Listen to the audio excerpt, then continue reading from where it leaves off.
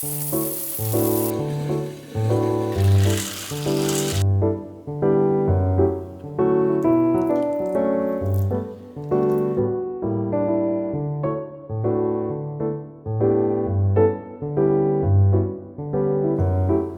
回はお砂糖なしでもしっかり甘くなる発酵あんこの作り方をご紹介します。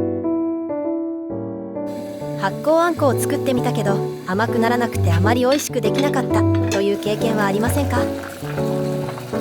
そこで今回は作る工程であるものをプラスしてしっかり甘くなる発酵あんこの作り方をご紹介します。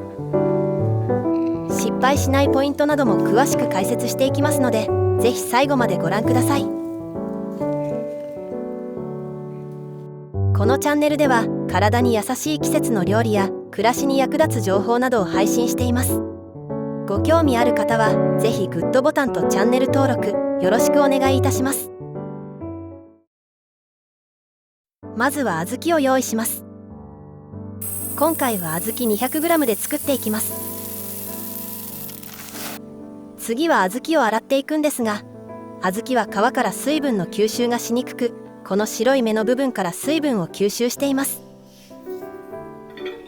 この芽の部分は冷たい水に当たるとキュッと締まって水を吸収しづらくなってしまうので、お湯をかけてさっと洗います。この後小豆を渋切りするときにお湯を使うので多めに沸かしておくといいと思います。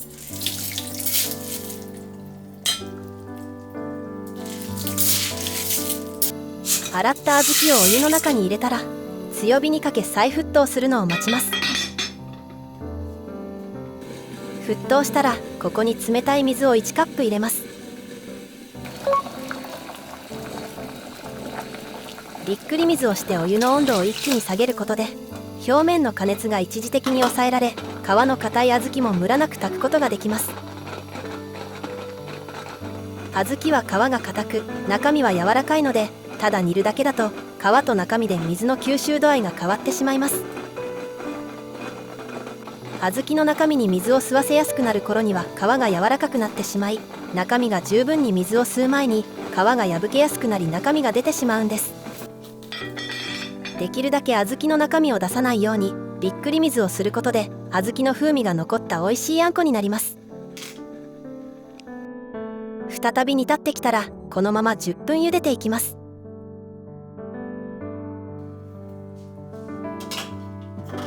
煮汁が色づきました。茹でた小豆をざるにあけ渋切りをします。渋切りをすることで小豆の渋みや苦みがなくなり、すっきりとしたうまみのあるあんになりますよ。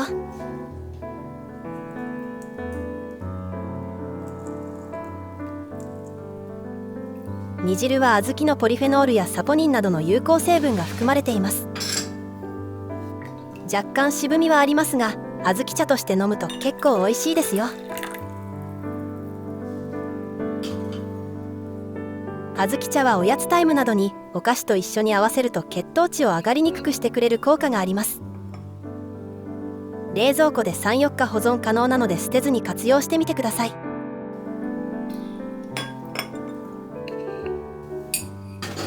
渋がついたお鍋は軽く洗ってから渋切りした小豆を鍋に戻します。そこにお水を3カップ入れます。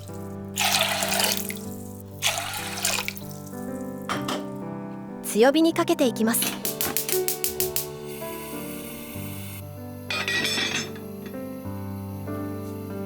小豆が優しく踊るくらいになったら弱火で40分から60分くらい煮ていきます。水分がなくなると焦げ付きの原因になるので、時々お水の量が減りすぎていないか見てあげてください。もし水分がなくなって小豆の表面が見えていたら水を足してくださいね。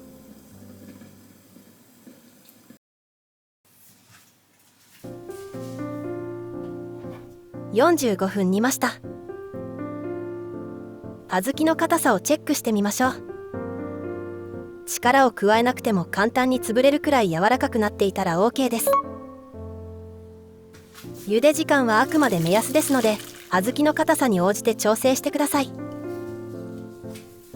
茹で上がった小豆をざるにあけます。この茹で汁は後で使うので取っておいてください。この後麹を混ぜていくんですが、この熱々の小豆に混ぜてしまうと麹酵素がうまく働かなくなってしまうので、60度くらいになるまで冷まします。こんな感じに軽く混ぜてあげると早く冷めます。60度付近になったので、ここで麹を入れていきますが、その前に発酵あんこをより甘くする食材をご紹介します。それはもち米です。発酵あんこは麹菌がでんぷんをブドウ糖やオリゴ糖に変えることにより自然な甘みを作ります。なので単純に麹菌の餌になりやすいでんぷんを多くすると甘みが強くなるということです。もち米に含まれるアミロペクチンというでんぷん成分が甘いブドウ糖になるのですが、普通のお米よりももち米の方がこのアミロペクチンを多く含んでいるので、もち米を入れると驚くほど甘くなるんです。もち米がない場合は切り餅でも大丈夫です。切り餅を使う場合は細かく刻んでから小豆に混ぜます。もち米も切り餅もない場合は普通のご飯で代用できます。もち米、普通のご飯を使う場合は炊いたものを使うようにしてください。炊いたものを使った方がしっかり甘みがつきます。まずは麹から混ぜます。生麹でも作れますが、乾燥麹の方が小豆の煮汁を多く含み風味がつくので、乾燥麹がおすすめです。よく混ぜましょう。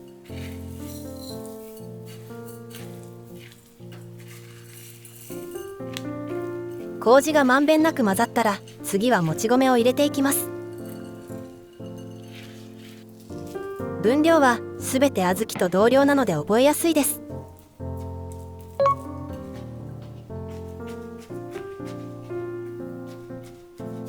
今の状態はこんな感じで少しパサパサしているので、先ほどの茹で汁を加えていきます。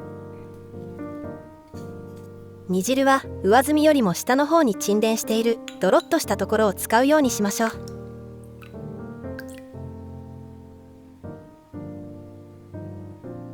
煮汁を足す量なんですが、もち米を使うのか切り餅を使うのかでも変わってくるので、調整しながら入れてみてください。後から煮汁を足すこともできるので、ちょっとパサパサしてると感じるくらいにしておいてください。今回は大さじ5杯足しました。煮汁はまだ取っておいてくださいね。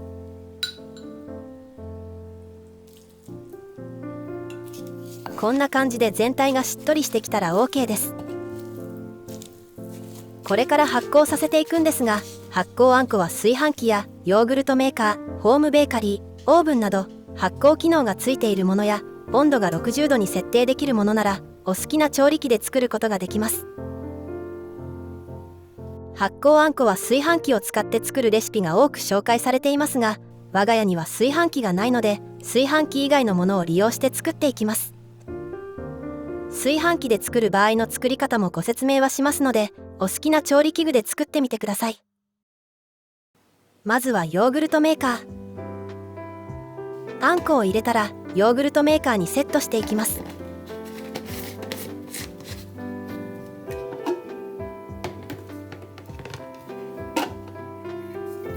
温度は60度に設定し、8時間以上は発酵させたいので、麹を混ぜる段階で温度が下がったことを考慮して9時間発酵させていきます。次はホームベーカリー。内釜にあんこを入れます。このホームベーカリーは発酵モードや甘酒モードがあり、メーカーに問い合わせたところ、発酵モードの温度は40度、甘酒モードは50度前後だったので、甘酒モードで作っていきます。温度が50度前後と少し低いので、10時間に設定し作ります。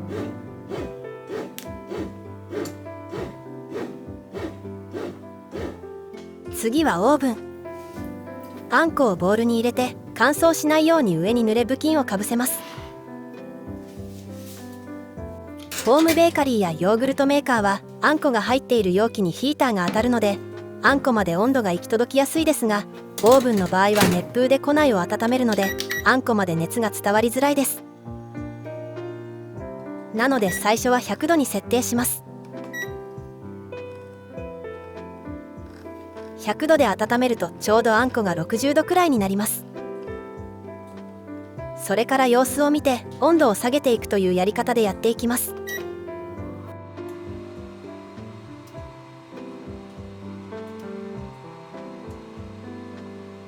炊飯器で作る場合は保温機能を利用します。炊飯釜にあんこを入れて炊飯器にセット。炊飯器の蓋は閉めずに濡れ布巾を上にかけて保温機能をスタートしてください。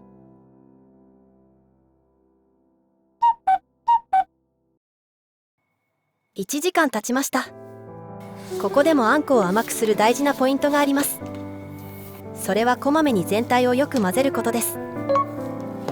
途中で混ぜることで発酵のムラや全体の温度が均一になり、発酵しやすくなってより甘いあんこになります。この時はまだパサつき感があって大丈夫です。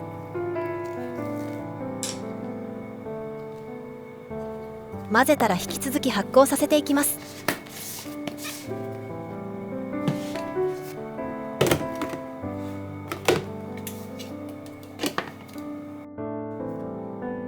ホームベーカリーの方もよく混ぜていきます。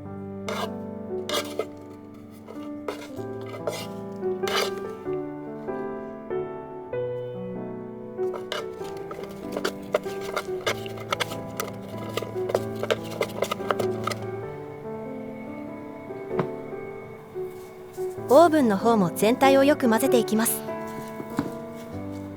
オーブンは熱風で温めているのであんこの温度が上がりにくいです。温度計で測ってみると60度になっていなかったので、このままの温度で発酵を続けます。布巾はすぐに乾いてしまうので再度濡らします。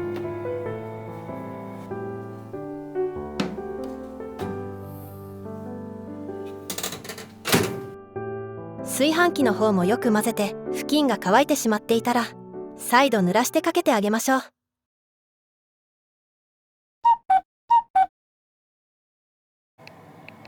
1回目に混ぜてから2時間経ちました。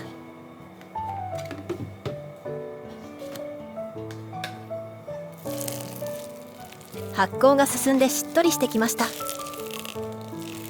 この時にまだパサパサしていると感じたら小豆の煮汁を少し足してあげましょう。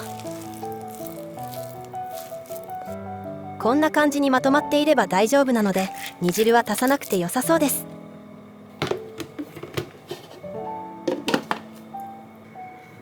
ホームベーカリーの方はヨーグルトメーカーのあんこよりパサパサしている印象。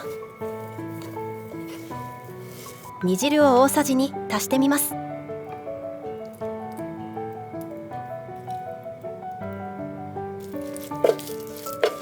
これで様子を見てみましょう。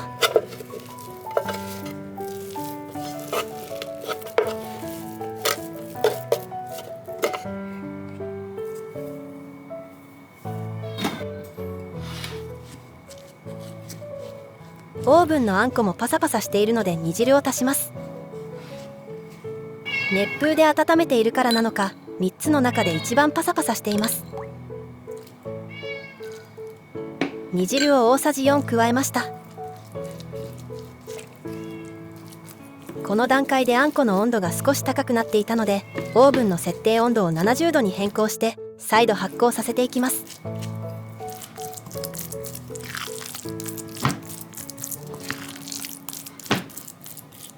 炊飯器はメーカーによって設定されている保温温度が違います。だいたい60から75度くらいで設定されているみたいなので、使うメーカーによって水分の飛び具合が変わってくると思います。水分が飛びすぎているとうまく発酵しないので、その時は煮汁を足してあげてください。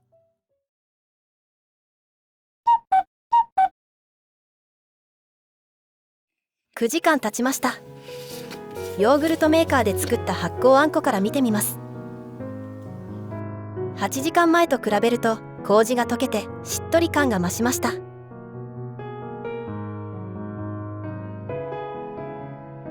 硬さもちょうど良さそうです。次はホームベーカリーで作った発酵あんこを見ていきます。ホームベーカリーの甘酒モードは途中で内釜の羽が回る仕様になっているので、ヨーグルトメーカーで作ったものより麹が潰れていて小豆に馴染んでいます。次はオーブンで作った発酵あんこ。こちらは煮汁を足しすぎてしまったようで少し緩めに仕上がりました。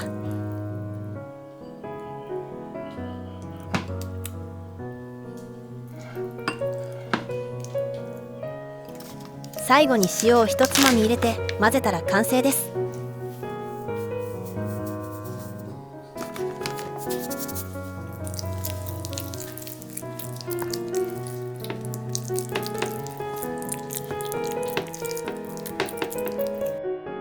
せっかく3種類の調理器具で作ったので食べ比べをしていきます。一番右のヨーグルトメーカーで作ったものからいただきます。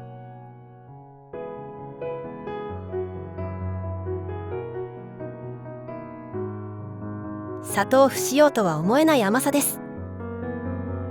ヨーグルトメーカーで作ったものは煮汁を足さなかったので硬さが一番好みのものになりました。次はホームベーカリーで作った発酵あんこ。こちらもしっかり甘いです。麹の粒がなくなって全体が一体になっているので食感の好みはこれが一番でした。左がオーブンで発酵させたものです。煮汁を入れすぎて少し緩くなってしまいましたが、味は他の2つと同様しっかり甘いです。冷蔵庫で1日寝かせるといい感じに固まるので、これはこれでよしとします。こしあんにしたい場合はブレンダーやミキサーにかけると簡単に滑らかになって美味しくなりますよ。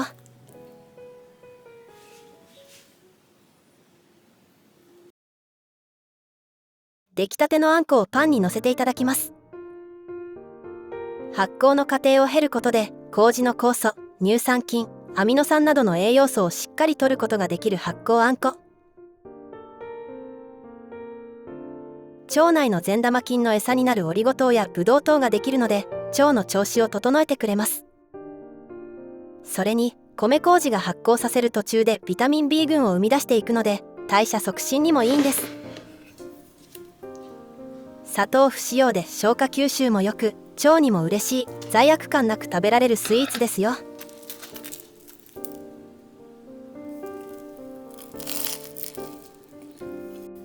しっかり甘いのでパンとの相性も抜群。とても美味しいです。出来上がったあんこは冷蔵保存1週間くらいで食べきってください。冷蔵保存でも麹の発酵は緩く進んでいくので発酵の酸味が出てきてしまうこともあります。ストック用に多めに作った場合は小分けにしてすぐに冷凍保存しましょう。冷凍で1ヶ月保存が可能です。